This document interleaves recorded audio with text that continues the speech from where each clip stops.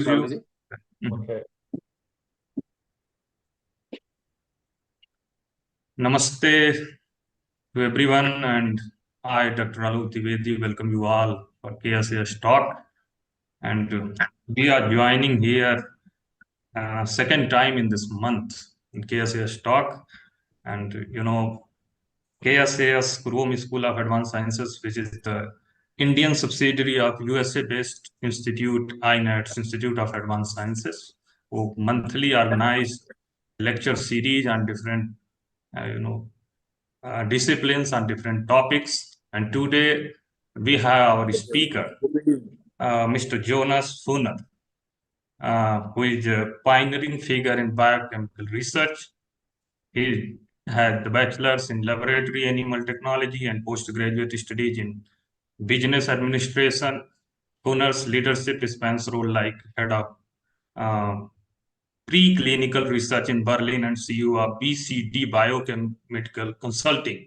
His expertise range from hand-on research, contract research, development of gene transfer models, and neuroimaging. He had several publications and patents, including measuring mouse activity to therapeutic botulinum neurotoxins, underscore his commitment to innovative solutions in healthcare. Overall, he has a good career and a fusion of scientific acumen, entrepreneurship, spirit, and the leadership in advancing preclinical Recording science. in progress. And today's topic is screening and preclinical development of therapeutic antibodies. And we welcome you, sir, for a formal welcome. And this was the introduction. And the formal welcome, I would like to invite Dr. Raj Kumar, the Director of Kurom School of Advanced Sciences here in India and Associate Professor in Institute of Advanced Sciences, US. We welcome you, Dr. Kumar.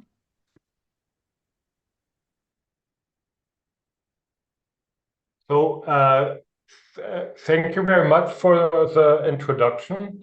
And yes, welcome everybody to my talk. And I'm very excited to have this talk. Thank you for the invitation. I think it's great to have the format that I can sit here in Potsdam and have a talk, and you can listen from everywhere. So it's a great idea, and yes. So I start. Unfortunately, my screen is always moving on. My talk today is about screening and preclinical development of therapeutic antibodies. This is a very large topic, and I can't go in detail of every step because this is a long process. But this fits very good to my experience because I'm more a generalist than a specialist. So I just give you an introduction and overview about antibody development. But first, I want to give you a short introduction to our company, Preclinics. And so you see what we are doing and why I'm talking about this topic. Oh, I'm sorry. Our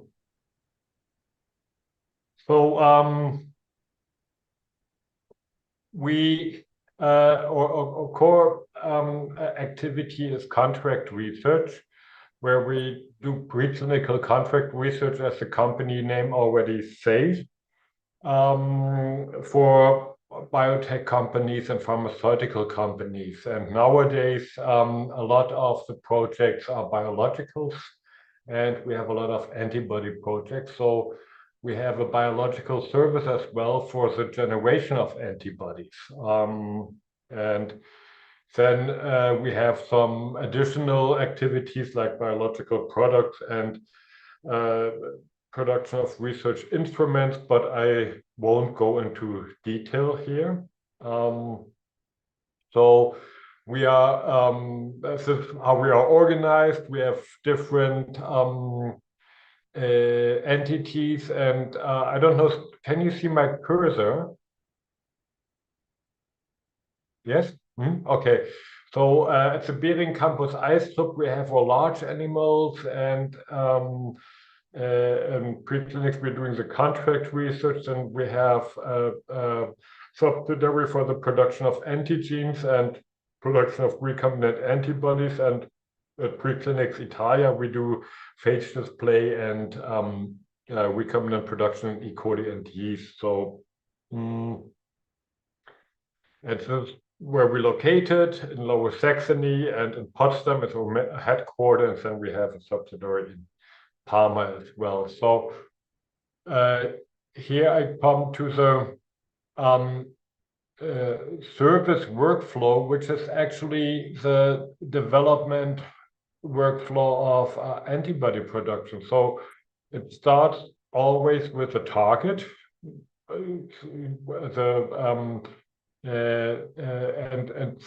the question about how can we produce a target where we want to have a therapeutic antibody against it. And if we have this target, we go on with the immunization. And excuse me, sir, your slide is not following your discussion. I'm sorry. Oh, on which slide are we now? Oops, Two. Then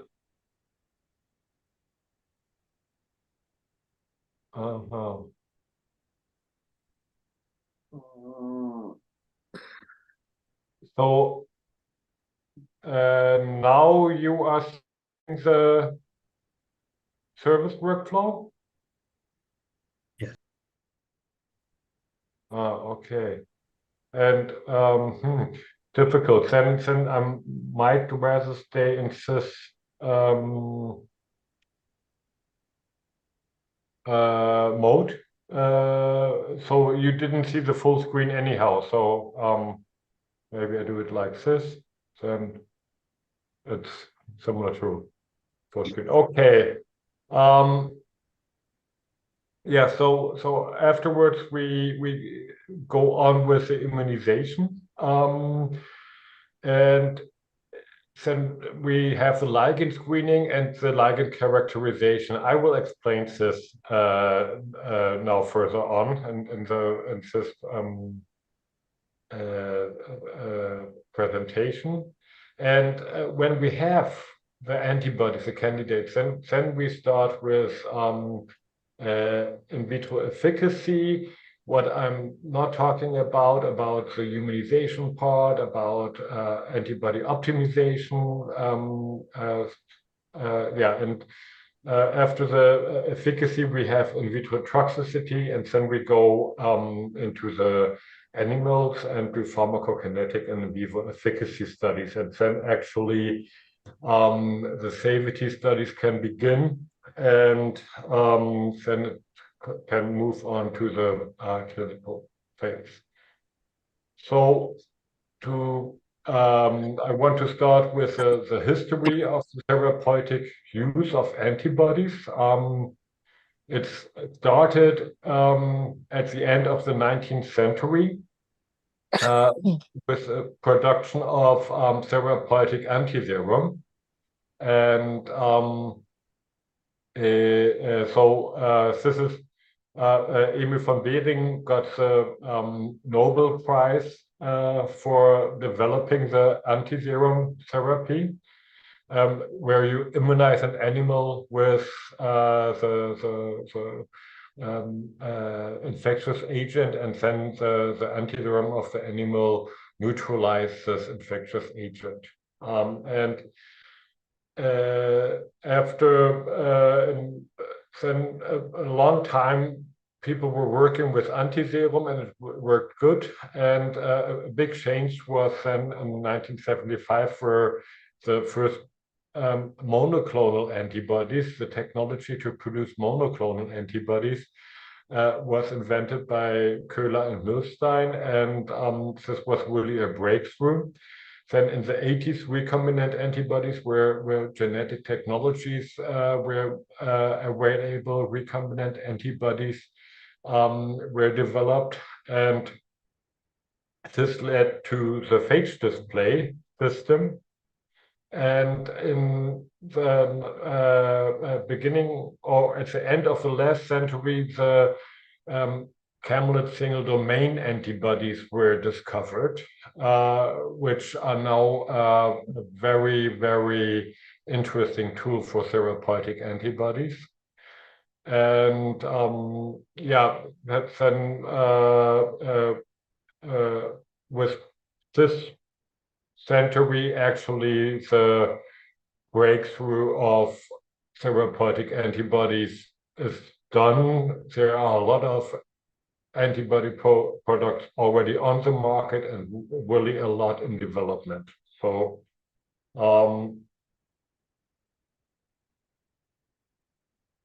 yeah, to give a introduction to the antibodies, we have different kind of antibody classes. There's a IgG, the most used antibody. Then we have IgA and IgD, IgE and IgM, which have different structures, and IgG is kind of a basic structure, and so every antibody contains out of a heavy chain, which you see here, and a light chain, which is coupled to the heavy chain by disulfide bridges. And the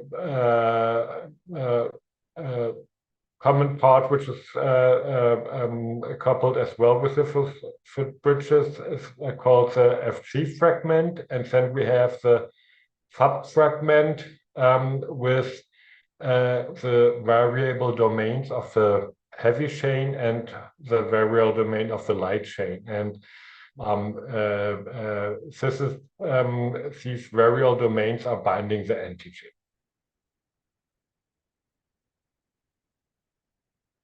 And IgG is used mostly for therapeutic use because on the one side it's the easiest to manufacture, but on the other side it is distributed in the complete body mainly. So other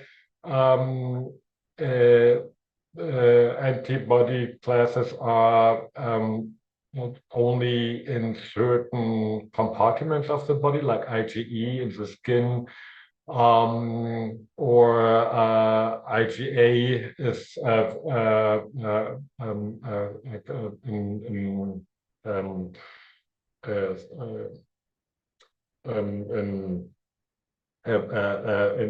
the mucosa. You find the IgA in the mucosa everywhere, but IgG is distributed over the whole body and has a very long half-life and is active in the immune response. So this is a typical development pipeline of therapeutics, and yeah, we are here in the preclinical phase, and I will go now through the antibody development from these different steps: discovery and development first, and then the in vitro part, and then the in vivo part. So for the discovery and development, there's you start normally with the immunization, and you have to develop a strategy for the immunization. So if you want to take DNA cells, proteins, or peptides as antigen, and then you have to produce the antigens and immunize an animal. So there are transgenic rodents. So rodents which obtain antibody repertoire with human subfragments often, or humanized antibodies, and then llamas and alpacas are used often because you can produce a single domain antibodies. I come to everything later. Cattle are kind of a new development. They are producing ultra-long CDR3 antibodies, and this is very interesting. And then chicken are used, and there's transgene chicken as well with from Omni AB, which is producing human antibodies, and they are used because they have a low homology to the human target protein. So if you immunize with a human target protein, it's an advantage if the animal which you're immunizing, the protein of the animal has a low homology to the human ones, because only the differences in the protein get recognized by the immune system. And if you have more differences, you will obtain more antibodies. So here's the antigen antibody concept illustrated. So the antigen is the complete target. So like if you have a protein, like you want to have a antibody against human CD40, then the whole protein is the antigen, and the antibody is binding at a certain part of the antigen, and this part is called epitope, and the binding part of the antibody is called paratope. So paratope is always matching to the epitope, and at one antigen, different antibodies can bind at the same time if the antigen is big enough. And this shows that if the antigen for the protein has a high homology to the human ones, there are only few or sometimes non-epitopes which can be used for the immunization, because only the epitopes which are different to the humans ones are immunogenic for the animal. And therapeutic antigens can be markers on tumor cells, infectious agents. So infectious agents and toxins, this is the therapeutic antigens which are used already since 1890 with the antiserum therapy. So it started with infectious agents and toxins. But nowadays, there are receptors and transmitters and even autoantibodies are targets for antibody development. And if you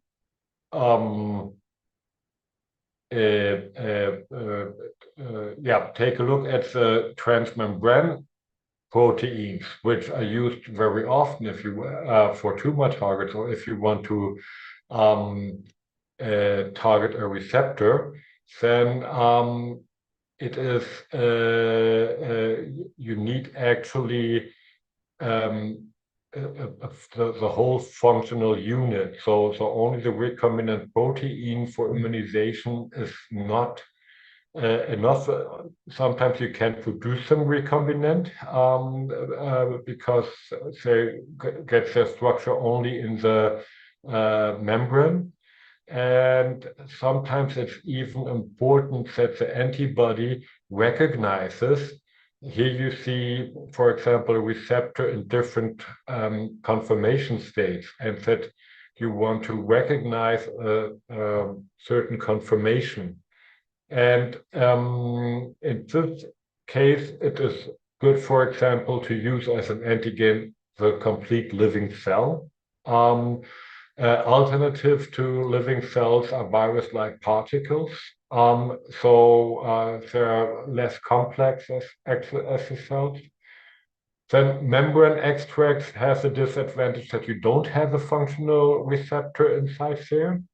And but another alternative is to use DNA or RNA for the immunization, where you can achieve the membrane protein in the transfected cells. And good is as well that you can transfect directly antibody-presenting cells of the immune system.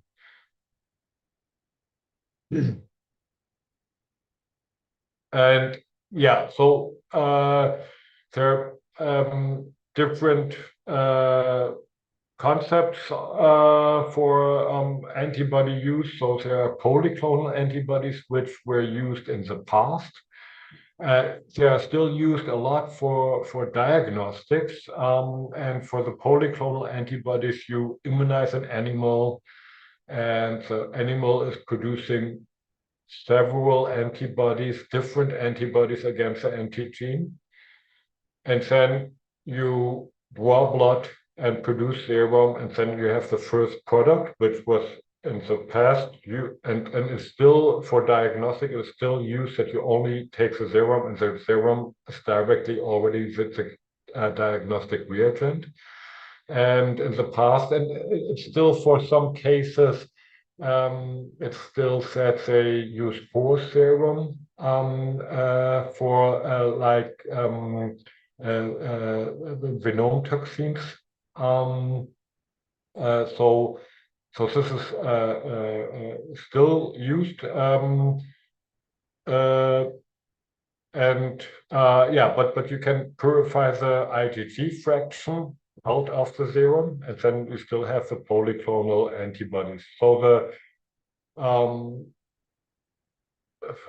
negative is you always need very high titers, and so it's often difficult to achieve this high titers with immunization, especially with modern animal welfare considerations. It's more difficult to get this high titers, because for high titer you need inflammation, and if you want to have a very high titer, you have severe inflammation. So, and the other disadvantage is that you have these batch-to-batch variations, and that it's in vivo production. Animals are required, and and the product is always very crude. So the process that you have strong signal at the target, you can produce antibodies against very complex targets, neutralizing antibodies. That's why it's so good for neutralizing toxins. And it has a very good characteristic for immune precipitation. So yeah, but monoclonal antibodies are used much more often. They're still used for research purposes. So you immunize an animal, and then you fuse the animals. If you use a hybridoma technology, you fuse the animals to myeloma tumor cells, and then you have these hybridoma cells, and then you can do the in vitro screening of the in vitro expansion of the antibodies. It's the first therapeutic antibodies were developed this way as well. So you took normal mouse antibodies, and it's in some cases it's still done, and then you humanize the mouse antibodies afterwards. It has a bit longer development,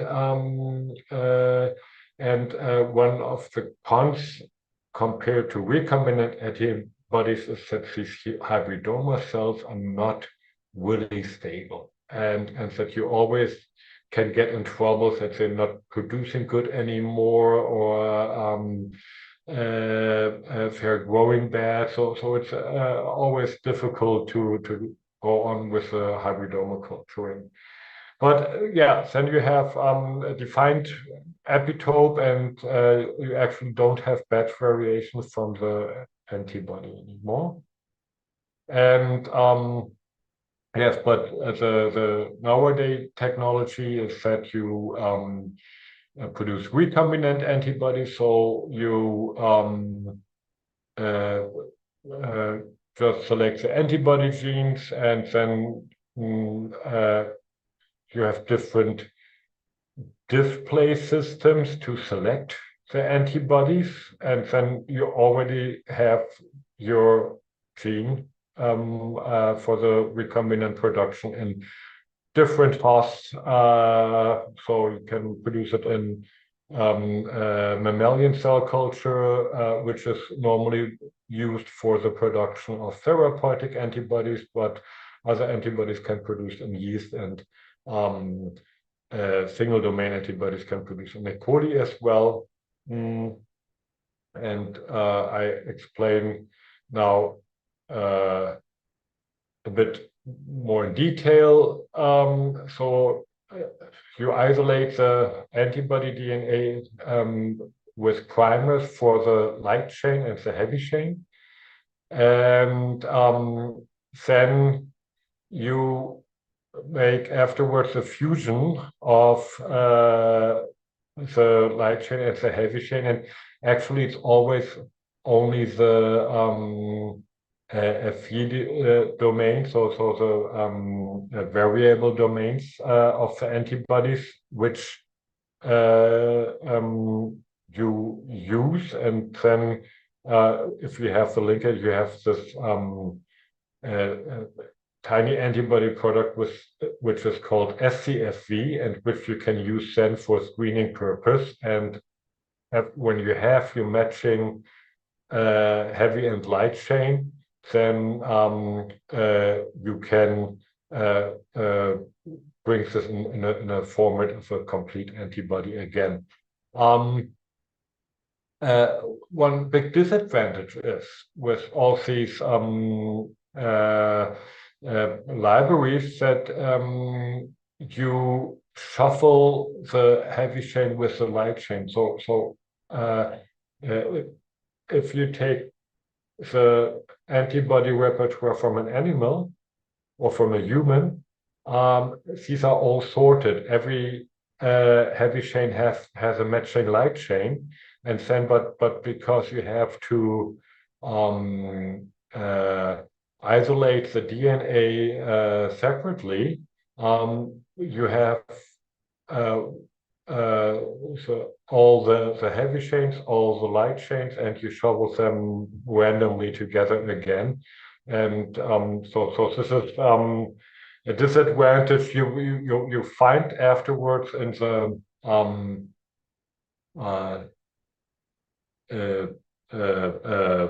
phage display, for example. You can find the original antibody again and new combinations which weren't there in the body. But the advantage or this problem we don't have if we use the camelid single domain antibodies. So camelids, where alpacas and llamas belongs to the camelids. There are New World camelids, and Old World camelids have this as well, that they have, next to the normal IgG, they have two subclasses, IgG2 and 3, which don't have any light chain. So they look like this. They are heavy chain only antibodies, and this means that they have only one binding domain, and instead of a Fab fragment, they have only one single binding domain, which is called VHH fragment, or nanobody, which is now a trademark of Sanofi. And this has very lot of advantages. So one advantage is a simple recombinant production because you only have one chain. This makes everything much more easier. It's ideal to make a library with a single domain, and it can be produced in E. coli or yeast. But this is have to be taken with caution, because in E. coli and yeast, the cross-translational modifications are different. So it can be that you lose some antibodies because they're not produced correctly. Especially the CDR folding is problematic. So just shortly, the explanation of the phage display. You're starting with your phage library where you insert the antibody genes. Here's a TFV construct with a light chain and a heavy chain as a linker in here, and, which is cloned into a phage mid. And then the phages are viruses which are transfecting bacteria.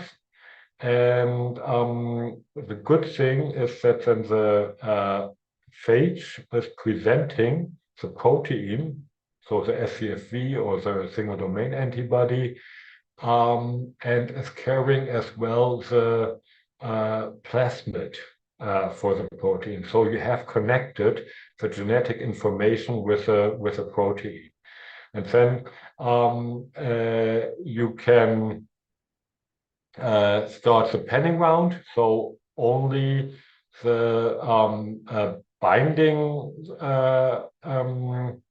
phages are kept, and the other ones get washed off, and you can repeat this panning rounds to get more and more specified panel of binding antibodies. And yes, afterwards, and this is very easy because with single domain antibodies, you don't have to do anything anymore. You already have your ready antibody, which you can test in the ELISA. But you can reclone it in different antibody formats as well. Alternative is mRNA display. It's much more challenging from the procedure. It's very sensitive, but you can do it in cell lysates, and there you have the advantage that you get all of the proteins really produced, which are were produced in the body. You don't lose any proteins because of different in vitro translation. And so the antibody libraries can be, I've now talked mostly about immune libraries, but there are naive libraries as well. So you just take from normal donors, and mostly you take from different donors and collect. You want to build up a big library. The genetic antibody information.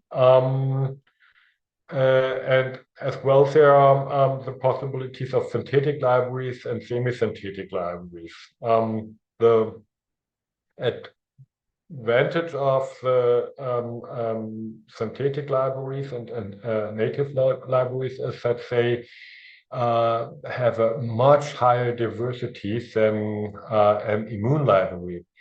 But the immune library makes it easier to find very relevant antibodies. And the big advantage of immune libraries that you have affinity maturation of the antibodies from the immune system, what you have in the mammalian organism, which is immunized. You get the affinity maturated antibodies, and this is a very important reason why we go on to immunize animals for receiving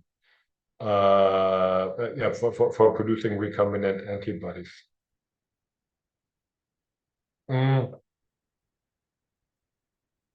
So after you have your antibody sequences, then you end up with quite a lot of candidates, which is always a bit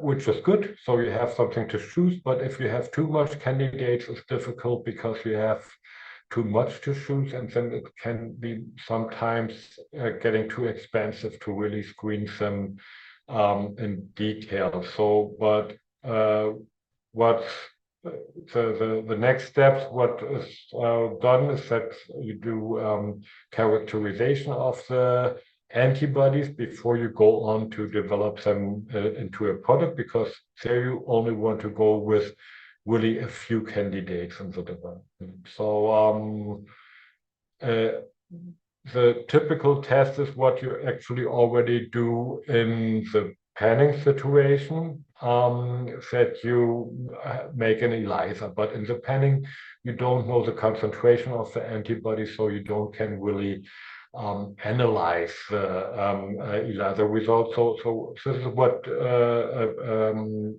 do afterwards with the candidates, to do an ELISA, and often it is you do flow cytometry, like if you want to see the binding on tumor cells, on the living cells, or if you want to see the binding in a certain conformation, then you have to go on the cellular level. And what's very important is to do the affinity measurement, where surface plasmon resonance or biolayer interferometry are the most common methods, where you measure, you first load with the antigen, and then you measure the association of the antibody, and then the dissociation of the antibody again. And this you can do under different conditions, like for tumor therapy. It's often done that you want to have the binding only at a certain pH value, because the tumor environment has as a pH than the physiological pH of the body. And antibody function is very complex, because it's always depending on what kind of antibody you are doing. If you do antibodies against infectious agents, for example, then it's very easy. You can do neutralization assays.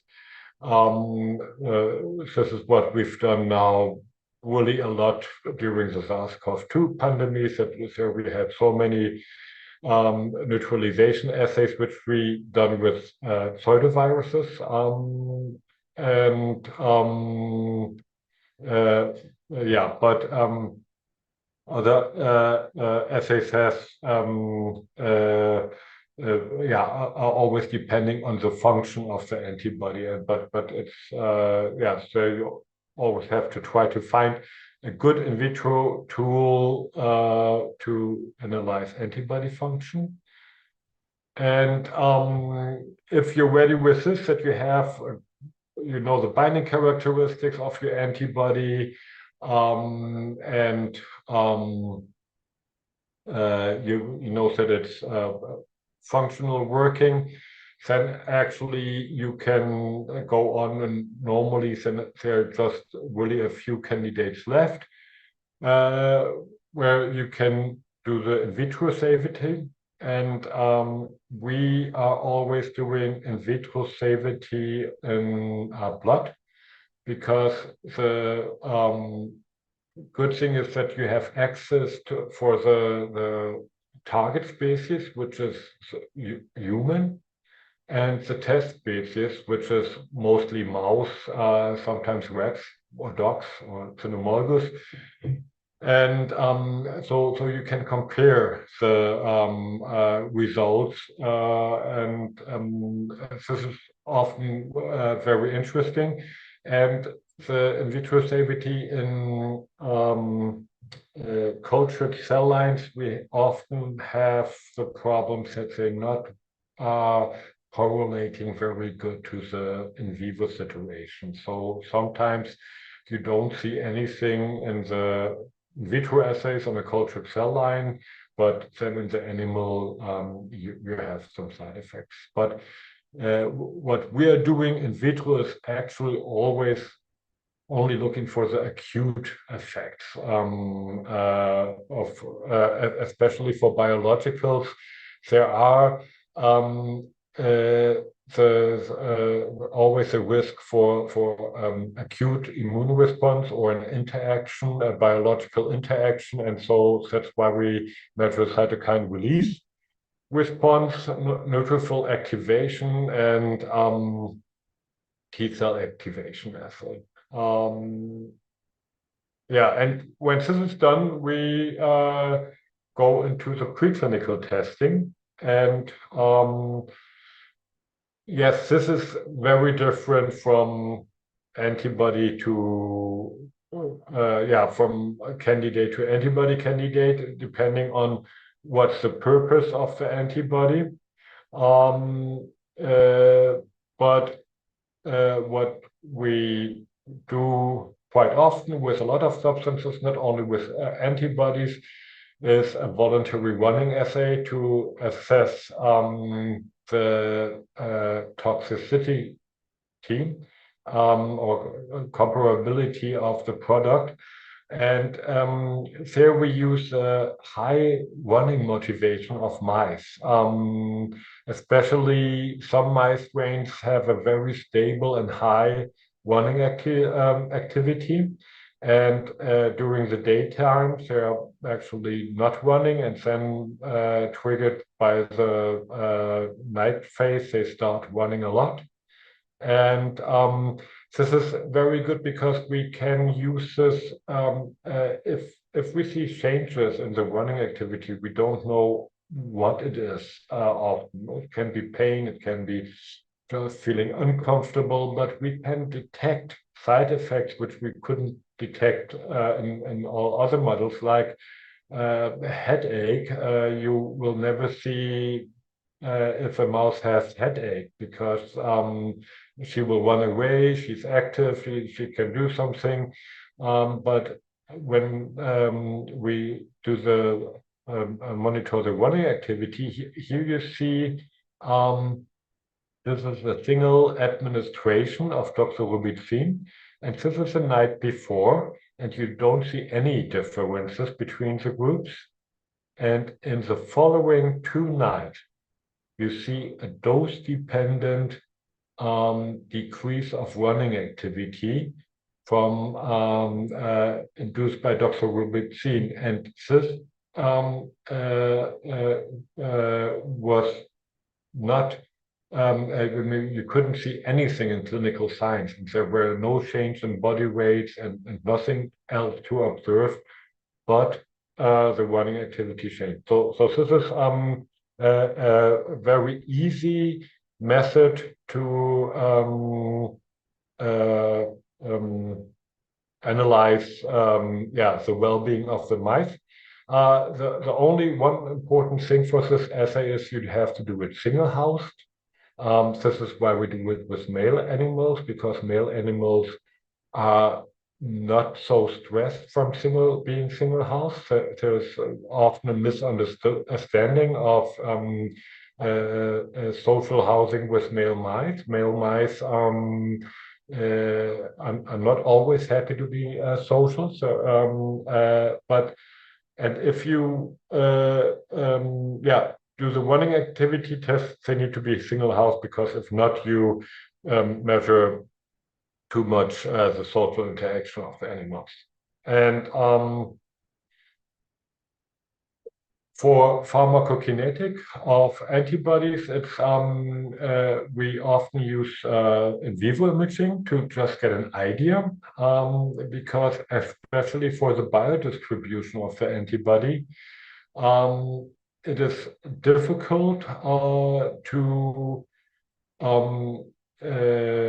it would be a lot of effort if you want to take all organs and then try to quantify or analyze a tested antibody in the mouse. So it's easier to label the antibody with a fluorophore and then image at we use either the Psi5 wavelength, which is 647.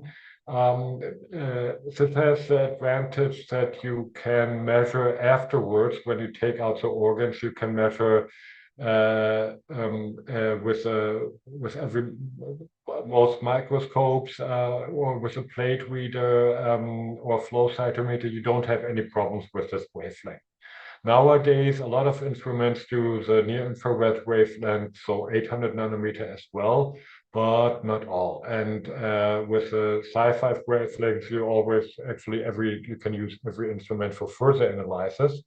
But the advantage of near-infrared imaging with 800 nanometer is that you have a better tissue penetration of the light. So there's less absorbance of the tissue, and you can get a bit more signal. So here, for example, what you always have with proteins that you find a lot in the bladder of the fluorescence after a while from protein degradation.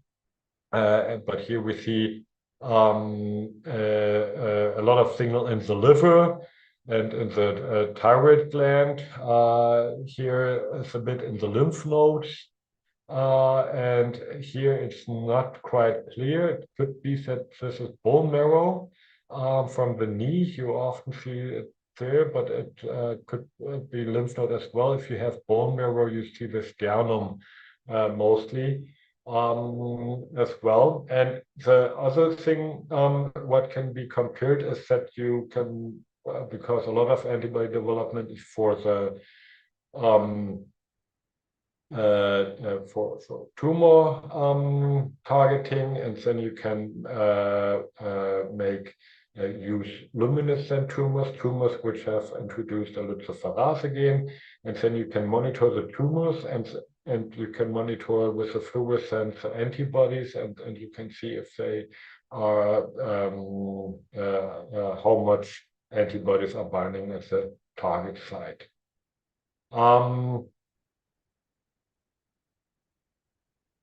One problem with the antibody testing is that we actually want to test the final product, and this is a product for humans. And so we often have the problems that the target is not in the mouse because it's developed against a human target. This is one problem. But the other problem is that we have a human antibody in a mouse. This, for pharmacokinetic reasons, there's a quite good solution. And this is Fc receptor N-humanized mice. and the FcRn is important for the recycling of the antibodies. And if you use a FcRn, humanized FcRn mouse, you can see that the half-life is much longer than compared to a FcRn knockout mouse. Here the red line is the FcRn knockout, and these are different FcRn transgene mice from Jackson Laboratory. So we often use these mice for pharmacokinetic studies of antibodies. So, and yeah, this was a rough overview about of a big topic, and yeah, now I'm finished in time, and we have 5 minutes left for every questions and discussions. Yeah, so I'm happy for your questions, and thank you for your attention, especially that you attended at a Saturday. This is meeting. Thank you. Thank you, sir. Thank you very much. And in every KSAS talk, after the presentation, we invite our president and the director of INADS, Professor Balram Singh, sir. He is here with us. So I welcome you, sir, for the initial comment and observation of today's talk. Thank you, Alok. This is a wonderful presentation for beginners in some place like KSAS is trying to have its budding scientist find a way to use various technologies, and antibody technologies historically, evolutionarily, and in terms of biotechnology, it's a very interesting, has a lot of potential, and somebody like Dr. Funer is able to bring this from practical point of view. He really did a miraculous job of having so much material from introductory to clinical as to how this can be utilized, and the complexities of this technology is a very huge. So he brought out introductory aspects. There's already a question up there, and some other people may be having question. My beginning question would be, how much antibody treatment load can be done? Let's say we can have antibody treatment for every disease, from learning disability to cancer to heart diseases. What if we have antibodies for everything and they're very good? How much load a body can take of these antibodies? Or is there any reaction within our, despite the fact that this is maybe you're making humanized ones, nevertheless, there will be a lot of antibodies. Is this a concern? You mean if, for example, like older people take drugs against different diseases, and yes. Yeah, and there's always a problem with this. That sometimes it's too much for the liver, for example. That's right. Yeah. I think this is an interesting question, which is looking in the future, what kind of problems can come up. I think there won't be a lot of problems there. So the antibody treatments are always a few milligrams, and we have the amount of IgG we have in the plasma is about 10 grams per liter, And so I think this even if you would have prescribed 5 different antibodies, I think that the accumulation of the antibody, the therapeutic antibodies, won't be a problem. What would be there for sure is that there would be interaction problems. That maybe if you have different antibody therapies at the same time, that the first antibody is not working as effective as the second one, because they're interacting. Yeah, but I think accumulation problem will not be there from just metabolism this will work good with even with a lot of antibody treatments in parallel. That's very good to notice. Know that in the future that may not happen. But I was thinking more not the concentration, more of various pathways being blocked effectively by the monoclonal antibodies or something, and then their pathway interaction is what I was more concerned about, because someday people will like it, antibody the way you are describing, safe and effective tools, not only for treatment of certain problems, but enhancement of certain abilities, your health. And so I'm thinking from that point. Yeah. I mean, that's for sure something would have to be kept in mind, that everything which is effective has an effect in the body, and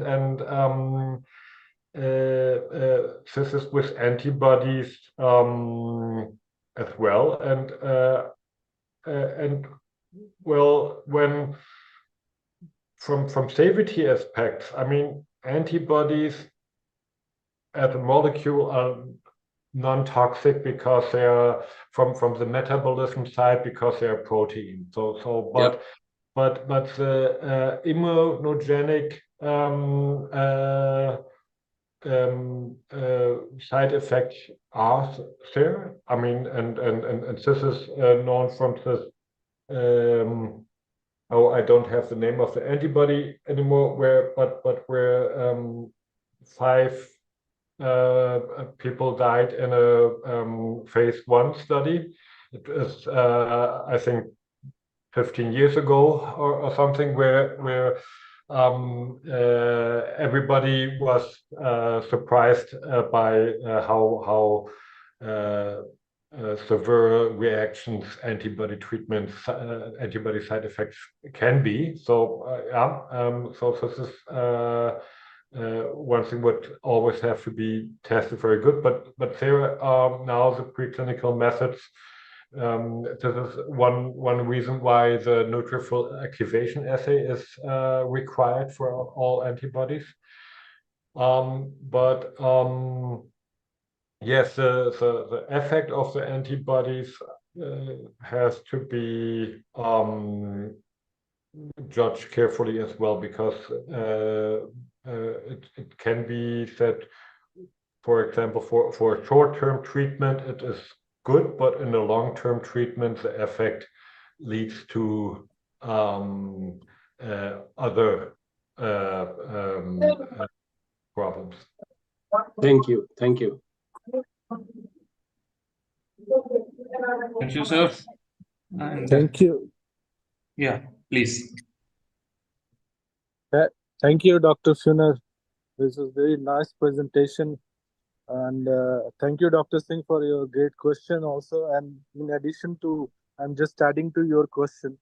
So, for example, Dr. Funer, what do you think why antibody treatments are not working in the in case of cancer, and why some antibodies are developed using the phase display system and other things, for recognizing a particular receptor to stop the growth of the cancerous cells, but after 1 or 2 years they stop working.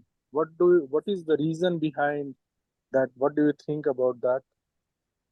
Yeah, I mean,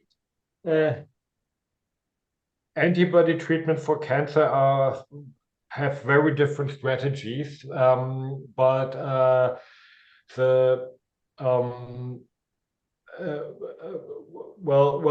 to answer the second part of the question first, so if it's related to just a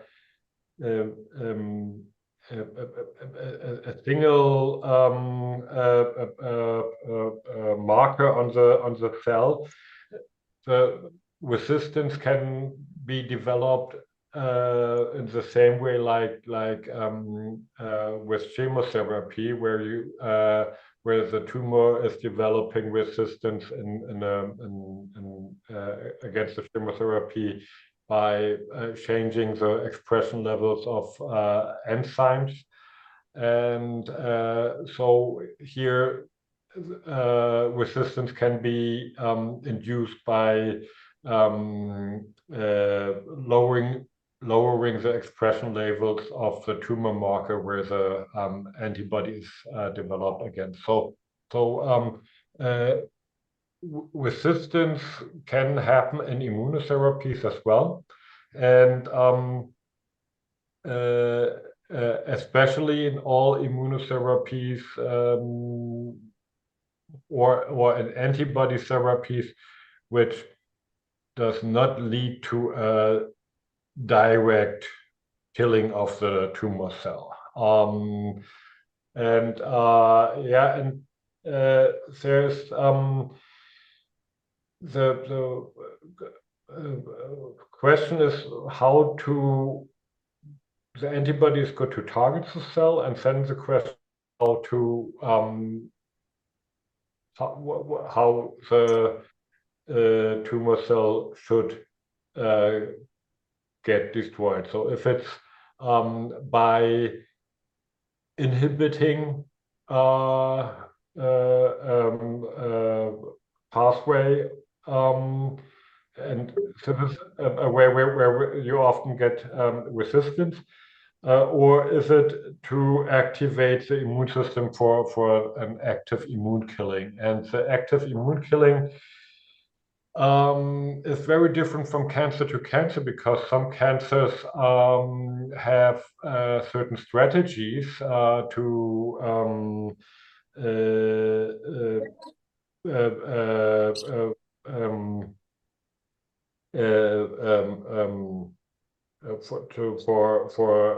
manipulating the immune response, and so that it's not you can't take for every cancer type the same strategy. And then there's another strategy for antibody drug conjugates, and there's a lot of development, but here we have the problematic again that with antibody drug conjugates, that you have the off-target toxicity, and this is off-target if the target is overexpressed on tumor cells, but it's on other cells as well. So you have a little exposure on the healthy tissue as well, and then off-target often as well, because the antibodies have to, which are not binding, have to be metabolized somewhere, and then the drug will be there. So just having an antibody is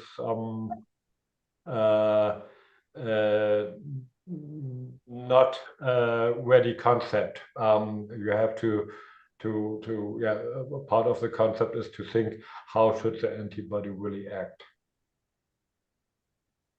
Yeah. Okay. Thank you very much. Then we have another question in chat box. So I can read. If we want to produce only light chain of antibody in mammalian cell culture, what are the percentage of change of correct folding of proteins so it is functional? Oh, I didn't understand the question in total. Could you repeat? Yeah. If we want to produce only light chain of any antibody in mammalian cell culture, what are the percentage of chances of correct folding of protein so it is functional? If you want to produce it in mammalian cells, then actually the chance is very high. So it's probably that it's folded correctly. Yeah. The only problem is if you, or it's more problematic if you go in other expression hosts, like E. coli or yeast. But if you produce a mammalian antibody in a mammalian cell, it's very likely that it's produced correctly. Okay. So, any other question? Yeah, Pankaj, please. Yes, sir. Thank you for your wonderful talk. My question is very basic and related. And you're the best person, I guess, to answer this. I just want to know that why, the body, the human body, or the most evolved bodies when came into the existence, why biology prefers humoral response, like antibody-based response, as a first line of defense, and cellular defense as a second line or the prominent line of defense. So one, I know that it can produce in large amount and it's very fast. But what's your view in this regards? I mean, it's not actually, the immune system is very balanced, and so antibodies are not for everything the first line defense, because it's actually only if it's already known. Then it's a very good first line defense, especially if it can neutralize infectious agents or toxins. Then it's a very good defense. But for unknown new targets, there are the macrophages, which identifies the targets without antibodies as well. Very important. I think it's a good balance of different strategies to fight against invaders into the body. And yes, it's mostly works very good. So I'm always impressed how good it works in the most cases. We all only note something if it's not working. We don't pay a lot of attention to all the cases when everything is working perfectly. Yeah. Yeah. Okay, sir. Thank you. And we are here now to conclude today's KSAS talk. And thank you very much, Mr. Jonas Funer, for accepting our invitation and giving such beautiful lecture here in KSAS talk. I welcome you all and I thank you all for joining today's KSAS talk. In next month, we will come with new assignments, new topics, and new speakers. And the announcement will be sent to you through email. So thank you very much. Thank you. Thank you, Dr. Funer. Thank you. Thank you. Thank you all for listening. And goodbye.